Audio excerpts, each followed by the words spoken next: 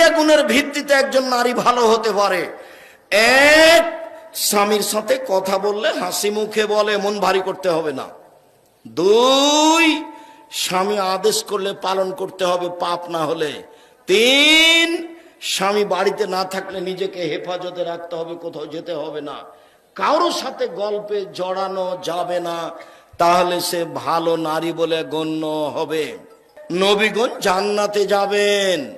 দুই, শহীদেরা জান্নাতে যাবে। তিন, সত্যবাদীরা জান্নাতে যাবে। চার, মহিলারা জান্নাতে যাবে। এখানে আরেকটা কথা লাগানো আছে, ওই সব মহিলা যাদের স্বামী কোনো কারণে রাগ করলে হাত ধরে বলে, যতক্ষণ পর্যন্ত খুশি না হবেন ততক্ষণ পর্যন্ত কোনো কিছু খাবো না।